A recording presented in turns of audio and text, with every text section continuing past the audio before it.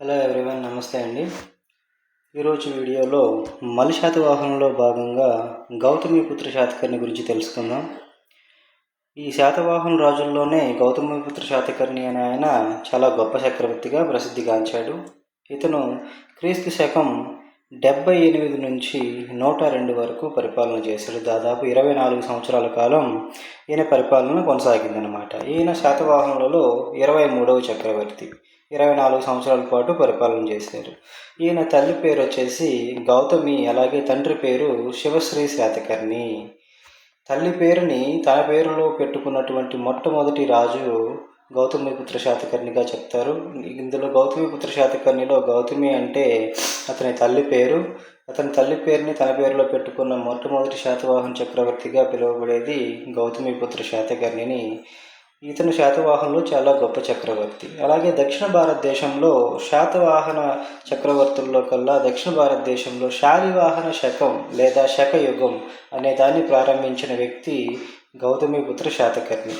శాలివాహన శకం లేదా శకయుగాన్ని దక్షిణ భారతదేశంలో ప్రారంభించినటువంటి చక్రవర్తి గౌతమిపుత్ర శాతకర్ణి. అదే ఉత్తర భారతదేశంలో చూసుకుంటే కుషాణుల చక్రవర్తి అయినటువంటి కనిష్కుడు శాలివాహన శకాన్ని ఉత్తర భారతదేశంలో స్థాపించాడు.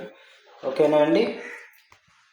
మొదటి శాతకర్ణి రాజ్య విస్తరణలో చాలా కృషి చేసినప్పటికీ కూడా గౌతమిపుత్ర శాతకర్ణి కాలంలోకి వచ్చేసరికి రాజ్య విస్తరణతో పాటు ఆక్రమించుకున్నటువంటి రాజ్య బాగోగులను కూడా చూసుకున్నటువంటి చక్రవర్తి ఎవరయ్యా అంటే గౌతమిపుత్ర శాతకర్ణి. మొదట్లో ముందున్న రాజులు వాళ్ళ రాజ్యాన్ని విస్తరింపు చేసుకోవడానికి చాలా ప్రయత్నాలు చేశారు, కానీ గౌతమిపుత్ర శాతకర్ణి వచ్చేటప్పటికి రాజ్య విస్తరణని చూశాడు. అలాగే ఆక్రమించుకున్న రాజ్యాల్లోని ప్రజల యొక్క బాగోగులను కూడా చూసుకున్నాడు. అక్కడ ఉన్నటువంటి ప్రజలకు, వారి యొక్క భాషకి, వారి యొక్క సాహిత్యానికి ప్రాముఖ్యత ఇచ్చిన చక్రవర్తిగా ఈయన్ని చెప్తారు. అలాగే గౌతమిపుత్ర శాతకర్ణి పరిపాలనా కాలంలో శాతవాహనుల రాజధాని ఏదయ్యా అంటే ప్రతిష్టానపురం.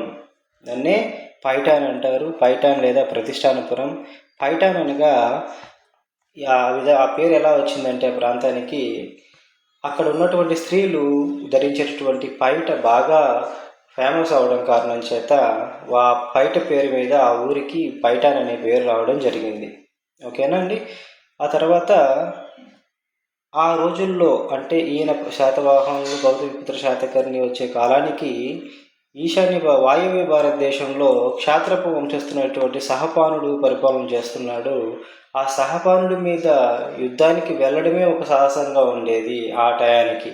కానీ గౌతమిపుత్ర శాతకర్ణి వాయవ్య భారతదేశంపై దండయాత్ర చేసి సహపానుడిని ఘోరంగా ఓడించి ఆ రాజ్యాన్ని ఆక్రమించుకుంటాడు. ఆ టైంలో ఆయనకి 2 రకాల బిరుదులు వచ్చాయి. ఒకటి వచ్చేసి క్షత్రియ దర్పమాన మర్దన అని, ఇంకొకటి క్షత్రియ కుల నిరవర శేఖర అనే 2 బిరుదులు ఆయనకి దక్కాయి. ఈయన రావడానికి కాలంలో సహపానుడి మీద యుద్ధానికి వెళ్ళడానికే సాహసించని వాళ్ళు కూడా ఈయన వచ్చే టయానికి ఈయన సహపానుడిపై యుద్ధం చేసి ఘోరంగా ఓడించి ఈ 2 బిరుదులను పొందాడనమాట. క్షత్రియ దర్పమాన మర్దన, అలాగే క్షత్రియ కుల నిరవర శేఖర. ఈయన ఈ శాతవాహనుల చక్రవర్తులు ముందున్న వారి గురించి అంతా చదివినప్పటికీ చరిత్రకారుల్లో ఒక రకమైన సందేహం ఉండేది. వీళ్ళు క్షత్రియుల లేదా బ్రాహ్మణుల అనే అంశం మీద చరిత్రకారుల్లో భిన్నాభిప్రాయాలు ఉండేటివి. ఎప్పుడైతే ఈ గౌతమిపుత్ర శాతకర్ణి గురించి చదివేటప్పటికీ ఈయనకున్నటువంటి ఈ 2 బిరుదుల ఆధారంగా శాతవాహనులు బ్రాహ్మణులే అని చెప్పేసి కన్ఫర్మ్ చేసుకున్నారనమాట. ఓకేనా. అంతకుముందు వీళ్ళు క్షత్రియుల బ్రాహ్మణులు అనే సందేహంలో ఉన్న చరిత్రకారులు గౌతమిపుత్ర శాతకర్ణికి వచ్చినటువంటి ఈ 2 బిరుదులు ఏవైతే ఉన్నాయో క్షత్రియ దర్పమాన మర్దన, అలాగే క్షత్రియ కుల నిరవర శేఖర్ అనే బిరుదుల ఆధారంగా వీళ్ళు ఖచ్చితంగా క్షత్రియులైతే కాదు, ఖచ్చితంగా వీళ్ళు బ్రాహ్మణులే అని నిర్ధారణ చేసుకున్నారు. ఈ 2 బిరుదులు ఈయనకి ఏ టైంలో వచ్చాయండి? సహపానుడి మీద యుద్ధం చేసి ఆయన్ని ఘోరంగా ఓడించిన టైంలో ఈయనకి దక్కిన బిరుదులు అన్నమాట. తర్వాత గౌతమిపుత్ర శాతకర్ణి ఈ సహపానుడిపై యుద్ధంలో గెలిచిన తర్వాత సహపానుడు ముద్రించినటువంటి కొన్ని నాణేలు అనేటివి ఉంటాయండి. సహపానుడు కాలంలో ఆయన బొమ్మతో ముద్రించినటువంటి నాణేలు ఏవైతే ఉన్నాయో, ఈ యుద్ధంలో గెలిచిన తర్వాత గౌతమిపుత్ర శాతకర్ణి ఆ సహపానుడి నాణేలను కరిగించి గౌతమిపుత్ర శాతకర్ణి తన బొమ్మతో ముద్రించినటువంటి నాణేలను ముద్రించాడనమాట.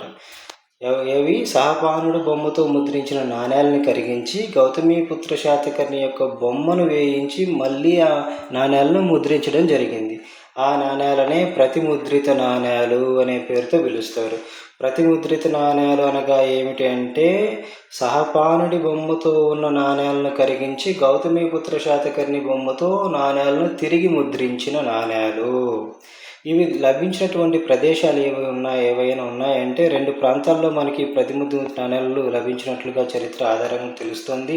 జోగల్ తంబి అనే ప్రాంతం, మహారాష్ట్రలో ఉన్నటువంటి జోగల్ తంబి ప్రాంతంలో దాదాపు 9,000 నాణేలు ఒక రాశి పోసినట్టుగా మనకు లభించడం జరిగింది. అలాగే కడలూరు ప్రాంతంలో, తమిళనాడులో ఉన్నటువంటి కడలూరు ప్రాంతంలో కూడా ఈ ప్రతిముద్రిత నాణేలు లభించడం జరిగింది.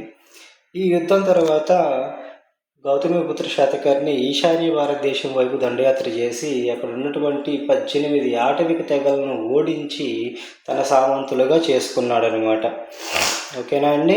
ఈశాన్య భారతదేశంలో 18 ఆటవిక తెగలపై యుద్ధం చేసి వారిని తన సామంతులుగా చేసుకున్నటువంటి గొప్ప చరిత్ర ఉన్నటువంటి చక్రవర్తి ఎవరంటే గౌతమిపుత్ర శాతకర్ణి. అలాగే ఈయన కాలం రాకముందు, ఈయన పరిపాలనలోకి రాకముందు ఉన్నటువంటి చక్రవర్తుల అసమర్థత పాలన కారణం చేత వీళ్ళకి, శాతవాహనులకి సామంతులుగా ఉన్న చాలామంది చాలా రాజ్యాలు స్వతంత్రం కోసం అల్లర్లు చేస్తున్న టైంకి ఈయన పరిపాలనలోకి రావడం, అలా అల్లర్లు చేస్తున్నటువంటి సామంతుల పైన మళ్ళీ దండయాత్ర చేసి వాళ్ళందరినీ ఓడించి తిరిగి వారి వారి హద్దుల్లో సామంతులుగానే కొనసాగేలా చేసిన ఘనత ఈ గౌతమిపుత్ర శాతకర్ణికి లభించింది. ఓకేనా అండి. అలాగే ఈయనకి దేశం నలుమూలల విజయాలు సాధించిన చక్రవర్తిగా చెప్తారు. ఎందుకంటే గొప్ప చక్రవర్తి ఎలా అవుతాడండి, అన్ని వైపులా విజయాలు సాధించిన చక్రవర్తి కారణం చేత ఈయన్ని శాతవాహనంలో గొప్ప చక్రవర్తిగా పేర్కొంటారు. ఎందుకంటే ఏదైనా ఒక రాజు తన జీవిత కాలం పోరాడినా కూడా ఏదైనా ఒకవైపు మాత్రమే విజయాలు సాధించగలిగేటటువంటి పరిస్థితి ఆనాడు ఉంది. కానీ గౌతమిపుత్ర శాతకర్ణి వచ్చిన తర్వాత భారతదేశం నలువైపులా దండయాత్రలు చేశాడు, నలువైపులా విజయాలు సాధించుకొచ్చాడు. అందుకే ఈయన్ని చాలా గొప్ప చక్రవర్తిగా పేర్కొంటారన్నమాట. ఓకేనా అండి. అలాగే యుద్ధాలకు వెళ్ళి 3 వైపులా తన గుర్రాలతో నీళ్లు తాగించిన ఘనత గౌతమిపుత్ర శాతకర్ణికి దొరుకుతుంది. ఈయన అన్ని వైపులా యుద్ధాలకు వెళ్ళాడని చెప్పాం కదండి. ఇటు అరేబియా సముద్రం వైపు, ఇటు బంగాళాఖాతం వైపు, ఇటు హిందూ మహాసముద్రం వైపు అన్ని వైపులా దండయాత్రలు చేసి ఆ సముద్రాల్లో తన గుర్రాలతో నీళ్లు తాగించిన ఘనత ఈయనకే దొరుకుతుంది. అందుకనే ఈయనకి ఒక బిరుదు అనేటువంటి ఇస్తారో దాన్ని త్రిసముద్రలోయ పీతవాహన అనే బిరుదు దక్కుతుంది ఈయనకి. అనగా 3 సముద్రాలలో తోయ పీతవాహన అంటే తన వాహనంతో నీళ్లు తాగించిన వాడా. తన వాహనం ఏదండి, గుర్రం కదా. 3 సముద్రాల్లో తన వాహనంతో నీళ్లు తాగించిన వాడు అనే బిరుదు, త్రిసముద్ర తోయ పీతవాహన అనే బిరుదు గౌతమిపుత్ర శాతకర్ణికి వస్తుందండి. తర్వాత ఉత్తర దక్షిణ భారతదేశాల్లో రాజ్యాక్రమణ తర్వాత అతను చేసినటువంటి గొప్ప పని ఏదయ్యా అంటే అశ్వమేధ యాగం చేస్తాడు. శాతవాహనులలో అశ్వమేధ యాగం చేసిన గొప్ప చక్రవర్తుల్లో గౌతమిపుత్ర శాతకర్ణిని ప్రత్యేకంగా చెప్పుకుంటారండి. దాని తర్వాత భారతదేశం మొత్తాన్ని తన గుత్తాధిపత్యంలో ఉంచుకోవడం కారణం చేత గౌతమిపుత్ర శాతకర్ణి దక్షిణాపదపతి అని చెప్పేసి దక్షిణాపదపతి అనే బిరుదుతో పిలుస్తారు. ఓకేనా అండి. దక్షిణాపదపతి అనే బిరుదుతో పిలుస్తారు. ఎందుకంటే దక్షిణ భారతదేశం అంతా తన గుత్తాధిపత్యంలో కొనసాగడం చేత దక్షిణాపదపతి అనే బిరుదు ఉంటుంది. మీరు ముఖ్యంగా గమనించాల్సింది గౌతమిపుత్ర శాతకర్ణి కాలంలో ఆయనకి ఎన్ని రకాల బిరుదులు వచ్చాయి, ఏ సమయంలో వచ్చాయనే విషయాన్ని కూడా మీరు బాగా గుర్తుపెట్టుకోవాలండి. ఓకేనా. దక్షిణాపదపతి.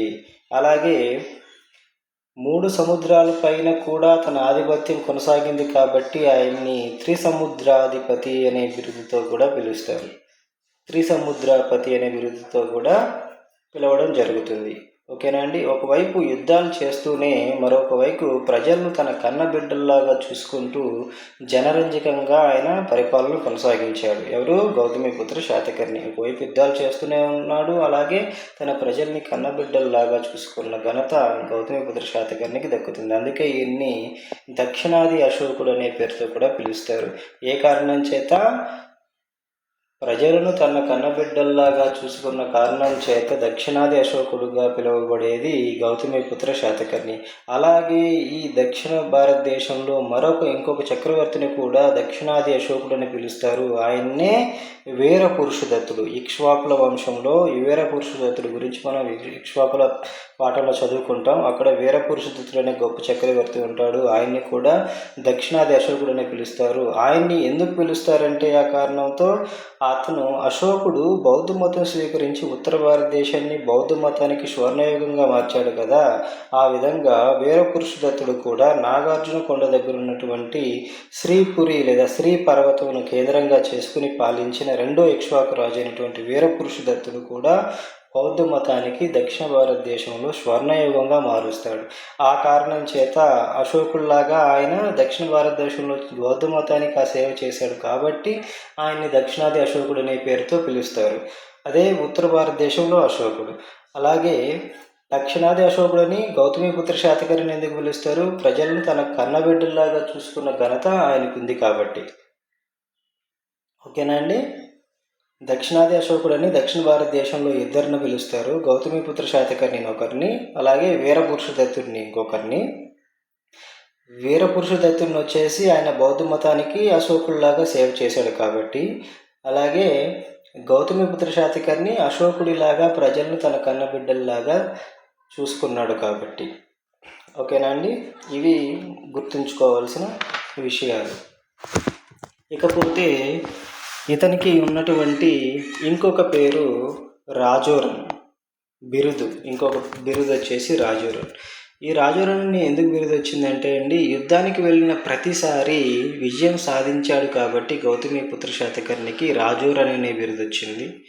ఇంకొక బిరుదు వచ్చేసి ధనబేటక స్వామి అనే బిరుదు ఉంది. ధనబేటక స్వామి బిరుదు మహారాష్ట్ర ప్రాంతంలో ధనబెటక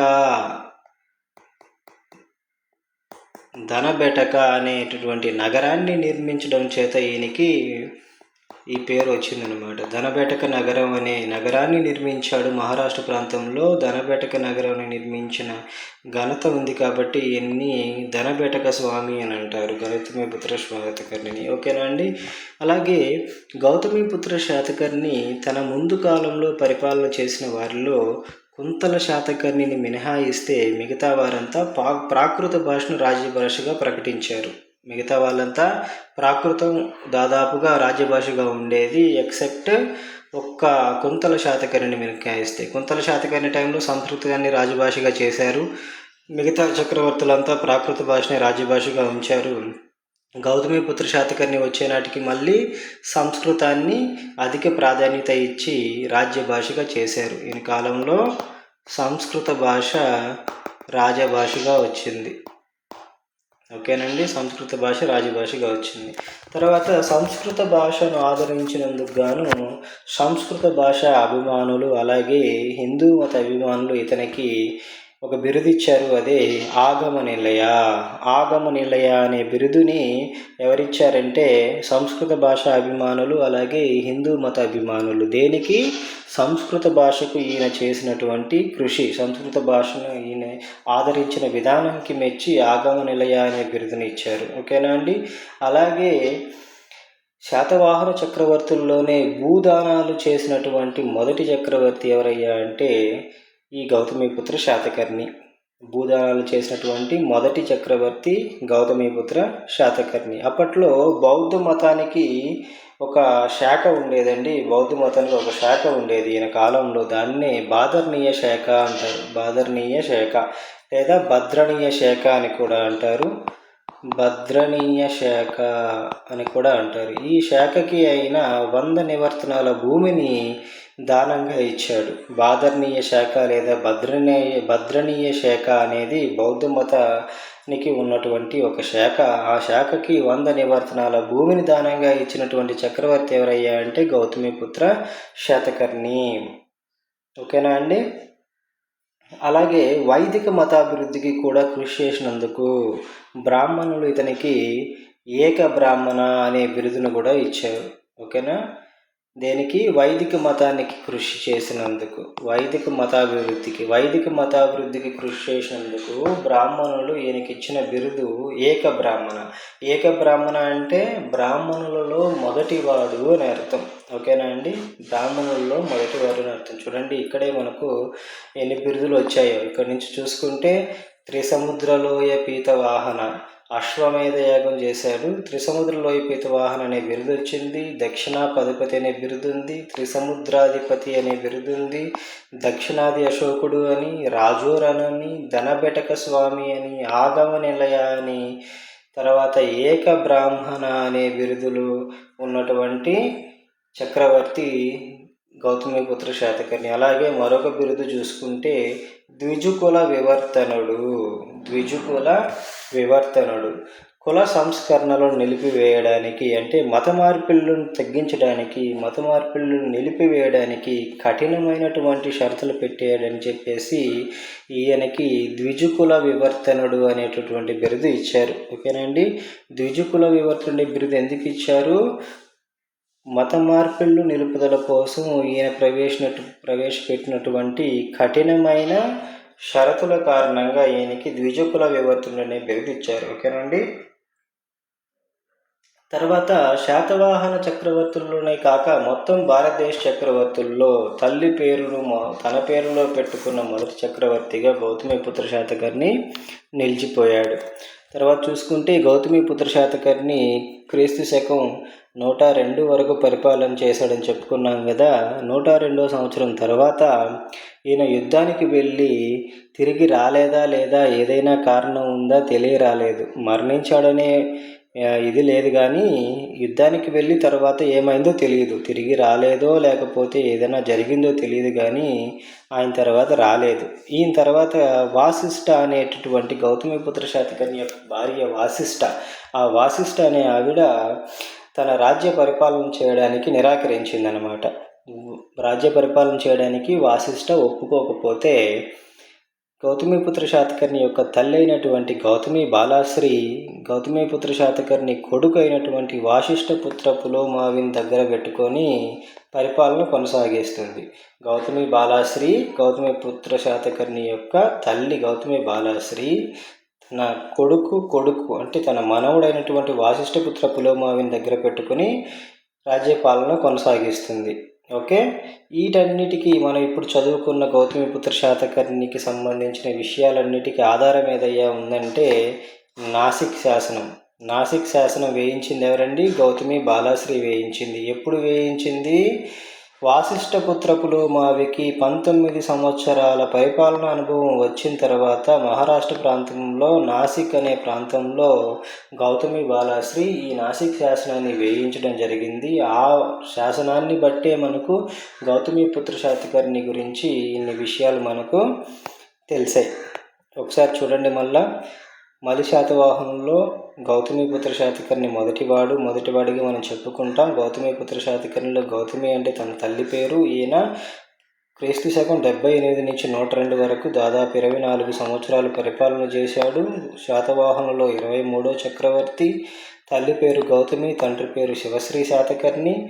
తర్వాత శాతవాహనంలో అత్యంత గొప్ప చక్రవర్తి. దక్షిణ భారతదేశంలో శాలివాహన శకం లేదా శకయుగాన్ని ప్రారంభించినటువంటి మొదటి చక్రవర్తి. అదే ఉత్తర భారతదేశంలో చూసుకుంటే కనిష్కుడు శాలివాహన శకాన్ని ప్రారంభించాడు అక్కడ. తర్వాత గౌతమిపుత్ర శాతకర్ణి కాలంలో రాజధాని పైఠాన్ లేదా ప్రతిష్టానపురం. ఈ పైఠాన్ అనే పేరు ఎలా వచ్చిందంటే అక్కడ ఉన్న స్త్రీలు ధరించేటువంటి ప్రత్యేక పైట ఫేమస్ చెందడం కారణంగా దానికి ఆ ఊరికి ఆ పైఠాన్ అనే పేరు వచ్చింది. తర్వాత ఆ కాలంలో సహపానుడి పైన అంటే వాయువ్య భారతంలో ఉన్న సహపానుడి పైన యుద్ధానికి వెళ్ళడమే కష్టంగా భావించే రోజుల్లో ఈ గౌతమిపుత్ర శాతకర్ణి శాతవాహనుడిపై యుద్ధానికి వెళ్ళి ఘోరంగా ఓడించి 2 బిరుదులను పొందుతాడు. క్షత్రియ దర్పమాన మర్దన, క్షత్రియ కులనిరవర శేఖర అనే బిరుదులను పొందాడు. ఓకేనా. ఈ 2 బిరుదుల ఆధారంగానే శాతవాహనులని బ్రాహ్మణులుగా చరిత్రకారులు నిర్ధారించుకున్నారు. ఈ యుద్ధం తర్వాత శాతవాహనుల చక్రవర్తి అయినటువంటి గౌతమిపుత్ర శాతకర్ణి సహపానుడి బొమ్మతో ముద్రించిన నాణేలను తిరిగి తన ముద్రికలతో ముద్రించి నాణేలను విడుదల చేస్తారు. ఆ నాణేలనే ప్రతిముద్రిత నాణేలను కూడా అంటారు. ఈ ప్రతిముద్రిత నాణేలు దొరికిన ప్రాంతాలు ఏవి అంటే జోగల్తంబి మహారాష్ట్ర ప్రాంతం, అక్కడ 9,000 నాణేలు రాసిపోసినట్టుగా దొరికాయి. అలాగే కడలూరు తమిళనాడు ప్రాంతం, ఇక్కడ కూడా ప్రతిముద్రిత నాణేలు దొరికాయి. తర్వాత ఈశాన్య భారతం వైపు దండయాత్ర చేసి 18 ఆటవిక తెగలను యుద్ధంలో ఓడించి తన సామంతులుగా చేసుకున్నాడు. ఆ కాలంకే శాతవాహన సామంతులైనటువంటి చాలా రాజ్యాలు స్వతంత్రం కోసం అల్లర్లు చేస్తుండగా ఈయన తిరిగి వాళ్ళపైన దండయాత్ర చేసి వారి హద్దుల్లో వాళ్ళని మళ్ళీ సామంతులుగా కొనసాగేలాగా చూసుకున్నాడు. తర్వాత దేశం నలువైపులా విజయాలు సాధించాడు కాబట్టి ఈయన్ని చాలా గొప్ప చక్రవర్తిగా, ఈయన సాధించిన విజయాలు చాలా గొప్ప విజయాలుగా పేర్కొంటారు ఈ శాతవాహనులలోనే. అలాగే ఈయనకి త్రిసముద్ర తోయపీతవాహన అనే బిరుదు వచ్చింది. ఏ కారణం చేత అంటే 3 సముద్రాలలో తన గుర్రం చేత, తన వాహనం చేత నీళ్లు తాగించిన కారణం చేత త్రిసముద్ర తోయపీతవాహన అనే బిరుదు వచ్చింది. తర్వాత అశ్వమేధ యాగాలు చేసిన శాతవాహన చక్రవర్తులు ఈయన ప్రత్యేకంగా చెప్పుకుంటారు. ఈయన దక్షిణాది భారతదేశం అంతా ఈయన గుత్తాధిపత్యంలో ఉండడం కారణం చేత ఈయనకి దక్షిణాధిపతి అనే బిరుదు వచ్చింది. 3 సముద్రాల మీద ఆధిపత్యం కారణం చేత ఈయనకి త్రిసముద్రాధిపతి అనే బిరుదు కూడా వచ్చింది. తర్వాత దక్షిణాది అశోకుడుగా అనే బిరుదు కూడా ఉంది. ఎందుకంటే ఈయన రాజ్యంలోని ప్రజలను తన కన్నబిడ్డల్లాగా చూసుకున్నాడు కాబట్టి దక్షిణాది అశోకుడు అనే పేరు వచ్చింది. అలాగే రాజోరన్ అంటే యుద్ధానికి వెళ్ళిన ప్రతిసారి విజయాన్ని సాధించుకొస్తాడు కాబట్టి రాజోరన్ అనే బిరుదు వచ్చింది. తర్వాత మహారాష్ట్ర ప్రాంతంలో ధనబేటక నగరం నిర్మించినందుకు గాను ధనబేటక స్వామి అనే బిరుదు వచ్చింది. తర్వాత సంస్కృత భాషను రాజభాషగా చేయడం చేత ఈయనకి ఆగమ నిలయ అనేటటువంటి బిరుదు కూడా వచ్చింది. సంస్కృత భాష అభిమానులు, సంస్కృతం హిందూ మత అభిమానులు వీళ్ళంతా ఈయనకి ఆగమ నిలయ అనే బిరుదు ఇచ్చారు. తర్వాత భూదానాలు చేసినటువంటి మొదటి శాతవాహన చక్రవర్తిగా గౌతమిపుత్ర శాతకర్ణిని చెప్పుకుంటారు. ఆ కాలంలో ఉన్నటువంటి బౌద్ధ మతానికి ఉన్నటువంటి భద్రణీయ శాఖ లేదా భద్రణీయ శాఖ అనే శాఖకి 100 నివర్తనాల భూమిని దానంగా ఇచ్చినట్లు మనకు తెలుస్తూ ఉంది. తర్వాత ఈయన వైదిక మతానికి చేసినటువంటి సేవకి ఏక బ్రాహ్మణ అనే బిరుదు బ్రాహ్మణులు ఇచ్చారు. ఈ గౌతమిపుత్ర శాతకర్ణికి బ్రాహ్మణులు ఏక బ్రాహ్మణ అనేటువంటి బిరుదుని ఇచ్చారు. తర్వాత ఈయన మత మార్పుల విషయంలో కఠిన చర్యలు తీసుకున్నాడు కాబట్టి ద్విజకుల వివర్తనుడు అనేటటువంటి బిరుదును కూడా పొందాడు. తర్వాత క్రీస్తు శకం 102 వరకు పరిపాలన చేసిన తర్వాత యుద్ధానికి వెళ్ళి తిరిగి రాలేదు. ఆ తర్వాత గౌతమి బాలాశ్రీ వచ్చేసి వాసిష్ఠపుత్ర పులోమావి అంటే గౌతమిపుత్ర శాతకర్ణి యొక్క కొడుకైనటువంటి వాసిష్ఠపుత్ర పులోమావిని దగ్గరగా పెట్టుకొని పరిపాలన చేసింది. ఎందుకంటే ఇంతకుముందు గౌతమిపుత్ర శాతకర్ణి ఎప్పుడైనా యుద్ధాలకి వెళ్ళేటప్పుడు తన తల్లికి ఆయన బాధ్యతను అప్పచెప్పేవాడు. ముందు యుద్ధాలకు వెళ్ళేటప్పుడు తన తల్లికి తన కొడుకుని తన దగ్గర పెట్టుకుని రాజ్యపాలన చేయవలసిందిగా తన తల్లి దగ్గర మాట తీసుకుంటాడన్నమాట. అందుకారణం చేత గౌతమి బాలాశ్రీ వాసిష్ఠపుత్ర పులోమావిని దగ్గర పెట్టుకొని రాజ్య పరిపాలన కొనసాగిస్తుంది. ఈ విషయాలన్నీ మనకు నాసిక్ శాసనం ద్వారా తెలుస్తాయి. నాసిక్ శాసనం వేయించింది గౌతమి బాలాశ్రీ వాసిష్ఠపుత్ర పులోమావికి 19 సంవత్సరాల పరిపాలన అనుభవం వచ్చిన సమయంలో మహారాష్ట్ర ప్రాంతమైన నాసిక్లో ఈ శాసనాన్ని వేయిస్తుంది. ఈ శాసనం ద్వారానే మనకి ఈ విషయాలన్నీ తెలుస్తాయి. ఓకేనా అండి. ఇదండి ఇవాల్టి video. Thank you so much for your support. Please like, share and subscribe. మీరు షేర్ చేయడం వల్ల ఎవరికైనా అవసరం ఉన్న వాళ్ళు ఈ వీడియోను చూసి విషయాలు తెలుసుకోగలుగుతారండి.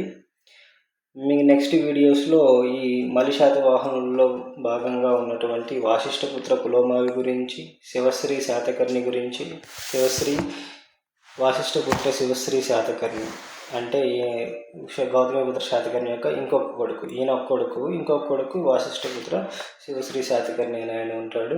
తర్వాత చూసుకుంటే యజ్ఞశ్రీ శాతకర్ణి కూడా వస్తారండి మనకు ఇందులోనే. యజ్ఞశ్రీ శాతకర్ణి, అలాగే విజయశ్రీ శాతకర్ణి అనే అతను కూడా ఉంటాడు. తర్వాత మూడవ పులమావి కూడా ఉంటారు. వీళ్ళ గురించి తర్వాత క్లాసుల్లో చూద్దాం. థ్యాంక్ యూ అండి. Thank you so much.